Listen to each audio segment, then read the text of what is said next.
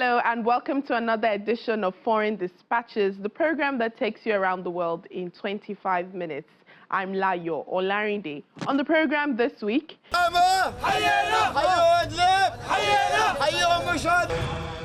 with longtime leader Bashar Al-Assad overthrown and gone, a new era begins in Syria as the world watches. Plus, Syrian citizens in the country and around the world celebrate the fall of Al-Assad as those abroad hope to return to their home country. Also, a rustic island community off the extravagant Singapore faces an uncertain future. Syrians in the country and around the world are celebrating the fall of longtime leader Bashar al-Assad. Many are positive over the future after the Assad regime collapsed. A new interim leader has been appointed for a transitional government until March. For Syrians living abroad, they are eager and can't wait to return home. Syrians awakened on Monday, December the 9th, to a hopeful but uncertain future.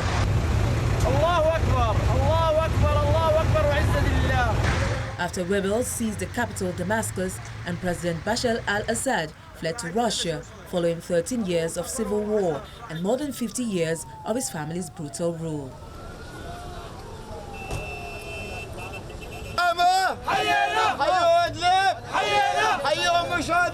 Most of those out in the streets of Damascus were rebels, and many cars bore license plates from Idlib, the northwestern province from which the fighters launched their lighting advance just 12 days ago.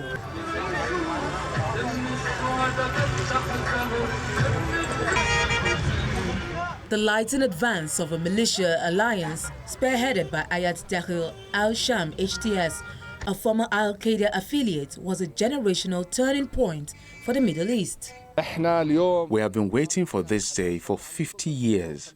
All the people were silenced and could not speak out because of this tyranny. Today, we thank God and ask God to reward everyone who contributed to this day, the day of liberation. Another citizen, Khaldun Dayan, said he was hoping for better days in this new era. God willing, we will see a new era, a good one, from better to better. With this new situation, we hope for the factions inside Damascus to control the situation better than it was before.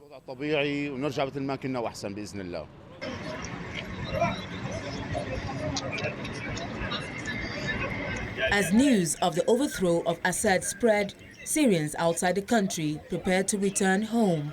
Syrian migrants lined up at a Turkish border crossing to go home in Syria years after they fled civil war and the government of President Bashar al-Assad went into exile.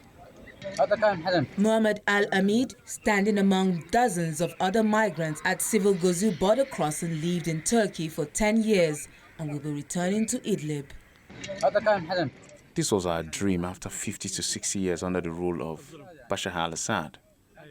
Praise be to God. God willing, we hope that with that hope will come safety and security, and that Syria return to what it was, and that we rebuild it. Turkey hosts some 3 million Syrian migrants, making it the biggest country of refuge for Syrians who have fled the civil war.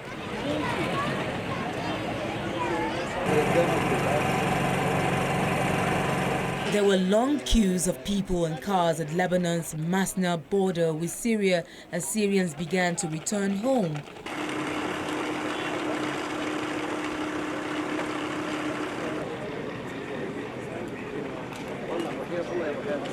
Lebanon hosts an estimated 1.5 million Syrian refugees, and many of those entered the country after the breakout of civil war in 2011.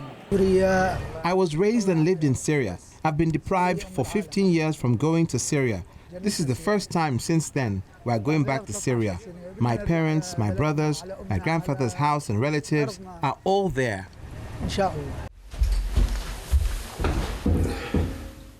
Walid Safil is a British Syrian human rights advocate.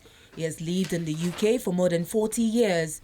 He says he wants to return home following the collapse of President Bashar al-Assad's regime, which he describes as a miracle. I'm so pleased and so happy. In fact, it looked like a miracle that happened after around 54 years of Assad's regime. And nobody had think that the regime will fall so quickly like that. Nobody think about it. But in 12 days' time, it collapsed. And it proves that it is not that strong and solid regime, but it was only strong and solid against its people. The 74-year-old says his priority would be to visit his mother's grave. He was prevented from speaking to her before she died. The first thing is to go and to visit the grave and the tomb of my mother. I was prevented from speaking to her before she died, to listen to her last words. This criminal regime prevented us even from to speak to our family in Syria. I want to rejoin with my relatives. They killed many of our relatives for no reason at all. They did with unjustified and unbelievable things. For Irish-Syrian writer Suad Al-Dara, the possibility of returning home to the Syrian capital of Damascus finally feels real again. This is huge for everyone, for all Syrians. Like I still have butterflies in my stomach just thinking about it. The last few days have been wild and intense, and we've been glued to the TV just watching the news unfold like everyone else. It was too fast and too scary, but it was also so beautiful to see a dream coming true. The 30-year-old left Syria in 2012 with just 2 bags and has since built a life for herself in the Irish capital, where she wrote a memoir, I Don't Want to Talk About Home. But when she heard that Assad had fallen and sought exile in Russia, she went to have breakfast and felt she could talk openly about Syria. I used to always hide that I'm from Syria, not because I'm ashamed of it, but because of all the consequences and the questions, that follow-up questions that I would get, and because it's a topic that was heavy to talk about in random situations. So, and hence that's the title of my book. But now this suddenly had changed overnight, and I want to talk about home, and I'm proud that I'm from Syria. This negative label and stereotype that followed us for the past decade, that we are refugees, that we are displaced, that people should be sorry for us or should be worried from us, that all has gone overnight. Like, we are free and happy and proud, and it's so good to say that I'm from Syria now. الله يبارك فيك ربنا يخليك.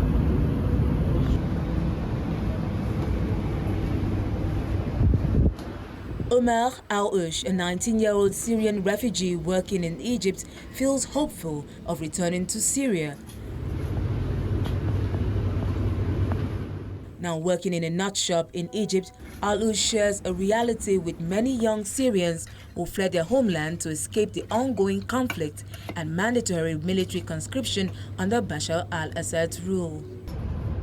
Standing on the banks of the Nile River in Cairo, Omar expresses his hope to return to Syria and wishes for a just leader to rise in Syria so that all Syrians can return to their homeland. I've been here for about 2 years. I left because of the army and came to Egypt to work. It's an indescribable feeling. I'm overwhelmed with emotions and joy, just thinking about seeing my loved ones again, returning to life as it was after living in exile. No Syrian will stay abroad. If the situation in Syria stabilizes, we would all return once things settle down, because it's chaos right now.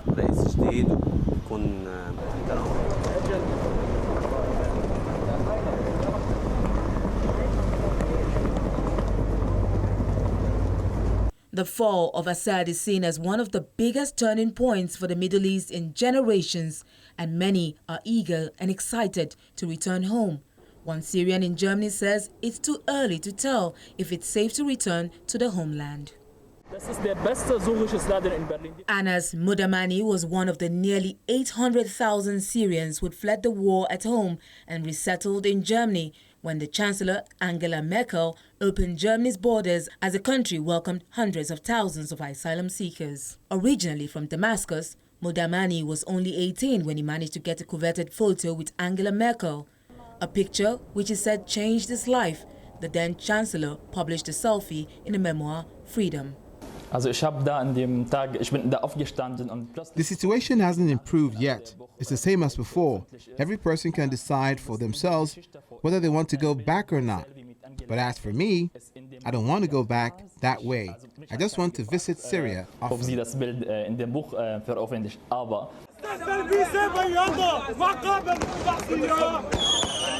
The streets of Misrata and Tripoli came alive with celebration as Syrians in Libya rejoiced over the fall of Bashar al-Assad, waving Syrian rebel flags and chanting slogans like "The Syrian people are one."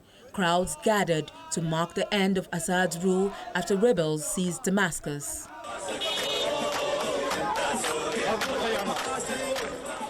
In Sydney, Australia, it's the same with jubilant Syrian opposition supporters waving flags, dancing and hugging one another on the streets of Sydney's western suburbs. Supporters of the Syrian rebels lit fireworks, danced and rode horses in celebration as Islamist rebels declared they had ousted Assad.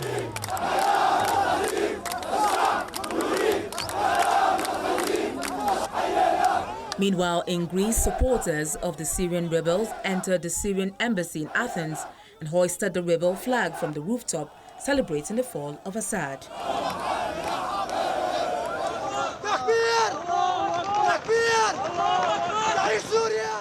As the rejoicing continues, analysts say Syrians have the right to celebrate. Dr. Bedel Al-Saif is an associate fellow on Chatham House Middle East and North Africa program. He says Syrians have been waiting for this moment for so long. The Syrian people have every right to celebrate the moment that many of them have been waiting for. We're talking, and this is really the time to honor those that have been unjustly killed, those that have been violently detained. We've seen those many images of women, children, people who have been behind bars for decades and with no closure to many of their family members who thought that they were, gone. And there's also a reckoning to those that have been displaced. We're talking, let me give you some numbers, and this is key. You're talking about the biggest refugee crisis since World War II. You're talking about the biggest internal displaced population since that war as well. Dr. Al-Saif also predicts what the future could be for Syria. The path for Syria's future is often sold as one filled with chaos, unrest, and uncertainty, and by others who are on the ground and celebrating still are ones who think that things will be rosy and all good news. And I think it's not one or the other. It's going to be a mix of both. And we need to be mindful that this is a work in progress. It's as good as you can make it be. That's where the international community can come in and support the Syrians in what they think is best for them. In all of it, the United Nations says it wants to see the best possible future for the Syrian people, one that they choose themselves. We want to see the best possible future for the Syrian people, one that they choose themselves, one that is inclusive, one is fully respective of the rights of minorities. So I think, as we know and as you know, the situation is moving very quickly. I think things will be hopefully clearer in the coming days. And on the return of... On the return of refugees, obviously it will, listen, refugees should be, people who want to return home should, wherever they are in the world, need to do so voluntarily, freely, and in full dignity. We have been present in Syria for a long time, and whether it's our UNHCR colleagues, our IOM colleagues, or other we will assist the Syrian people as they wish to return home in whatever way we can. Assad's overthrow ends a war that killed hundreds of thousands of people. caused by one of the biggest refugee crises of modern times and left cities burned to rubble, swaths of countryside depopulated, and the economy hollowed out by global sanctions. Millions of refugees could finally go home from camps across the world.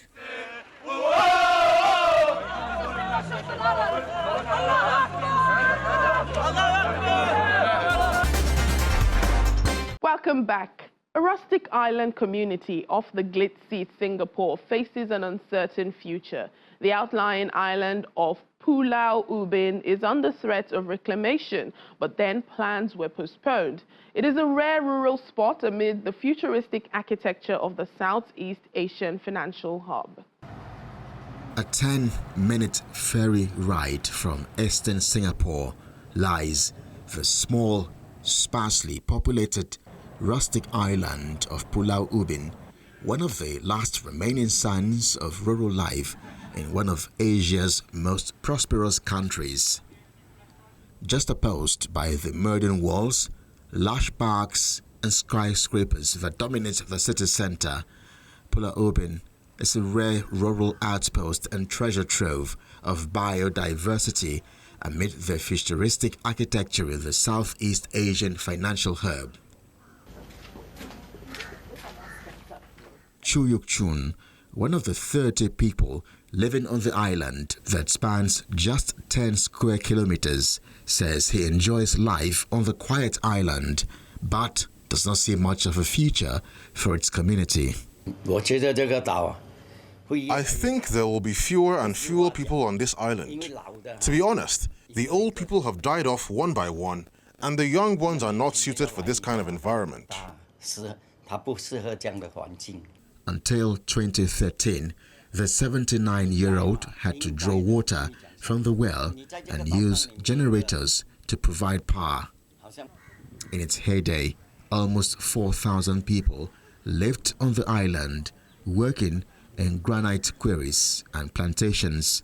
But the largest quarry moved in 1970, and many moved to the city, where an industrial drive grew the economy and covered a once impoverished nation in gleaming infrastructure. The young people should move out. There is no need to be sad. There is no room for their growth and development on this island. They'll just pass the days here. But if they leave, they have access to opportunities. Many of the remaining residents say they are drawn by a lifestyle that contrasts with busy, stressful conditions of the city, to which many of their children relocated after going there for school. 54-year-old Kobe Chu returns to the island to run a bicycle rental shop after living in Singapore for nearly 5 years. She now lives in a wooden stilt house that juts over the waves. She attests to a healing power of the island. Here is a Dr. Pulau, because the minister, they're concerned about mental health. So this island really can heal the people who are very stressed. I saw so many people came here, auntie, uncle, and the young people, they're very stressed. So they came here about 2 to 3 hours. Once they came out, I saw them also, so joyful, so fresh. So I think this is a battery charger, Pulau Ubin battery charger. But Ko also says the island was becoming too boring and quiet, adding that she is hoping authorities would allow more people to stay in guest houses on the island. Too boring, quiet. Before got 4,000, about 4,600 people before. Yeah, when I was young. So now less than 30 people, I think it's so quiet. I hope the MPAC will allow them to come and stay. For those living in the busy city, the island is a relaxation getaway, just a short ferry ride away, offering hikes amid lush greenery and lakes in former quarries, bicycle rides on roads free of vehicles, and seafood meals beside the water's edge. Joshua Sim is a 26-year-old market reporter from Singapore who is on a getaway from the city with his friends. I feel that there's not much to develop in terms of commercial sense. I think it should be preserved as a heritage of Singapore. I think it brings us back to where we came from, at least for me. I feel that being here, it's very different from the mainland. It's more homely. It's a kampong feel, and I think I would like this to be here when my kids are born as well. When asked about the idea of living on the island, Sim laughed and shook his head, explaining that young Singaporeans are brought up as city boys and would not thrive in a rural environment. I think we are all brought up to be like city boys with all the shopping malls and our eateries, amenities right at our doorstep. So I think here will be a very different change of pace from the mainland, and I don't see myself moving here anytime soon. 69-year-old Lim CCC runs a bicycle shop on Pulau Ubin, but had to move to the mainland some 30 years ago due to a lack of work following the closing of the quarries and difficulties for his child's commute to school. He says he has resigned himself to the decisions of the government concerning the future of the island. There are no expectations. It's a waste of words. The government has already decided what it wants to do. The island will remain, but we don't know how it will be changed. Our business license here has to be renewed every 3 years. 3 years later, if they don't want to renew it, you'll have to go home, and you don't have a choice. The government, which shelved a 1991 plan to extend the subway there, now talks about conserving the island. Still, with the island's youngest inhabitants in their 50s, conservation experts worry about its future, as no one is allowed to shift there from the city. In 2001, the government said it was safe from changes until required for development. And finally, on the program, it's less than 2 weeks to Christmas, and all over the world, lights and decorations are up and shining. In Georgia, USA, Lights of Joy shines as the largest residential Christmas display. Take a look. Lights of Joy is known as the largest residential light display in Georgia. The festive Christmas light display was created by Sherry and Richard Taylor in honor of Richard's late mother, Joy. Now in its 29th year, the display has evolved into a popular walk-through event, which was introduced 7 years ago and attracts visitors from across the country.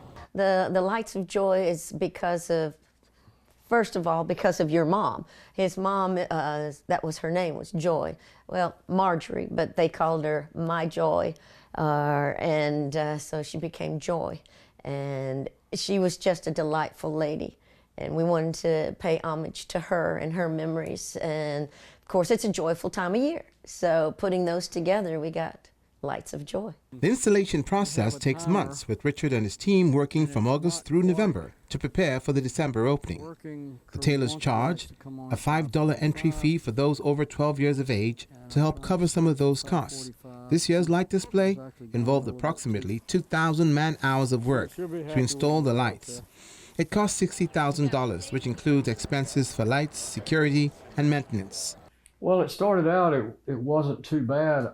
We were spending at first a few $100s, and then it became $3,000 or $4,000 or $5,000, and then it became $10,000 or $15,000, and now it's probably $50,000, $60,000 a year to buy all the lights and to get them put up. Right. Now we have safety costs because we hire off-duty police, and we have a security guard here and people that collect money because we can't pay all the police without collecting some money, so we charge $5 now. Right here in front. Right here in front. Stand right there. All right, how are you? All right. Visitors say the lights bring some cheer after a tough year. It looks great. The tunnel is my favorite part. We love going through the tunnel. It reminds me of Vegas a little bit, to where you go in there and it's all neat and take pictures, and We just like it. It's been a tough year, so it's nice to have something to bring some cheer. The display now features over 1.2 million LED lights, significantly more than the 300,000 lights they started with. The lights are on display every night from 6 to 10 p.m. through December 29th, regardless of weather conditions. And that's the program today. Remember, our top stories are never far away. You can always catch them on channelstv.com. Thank you so much for watching the program. I'm Layo Olarinde. Bye for now.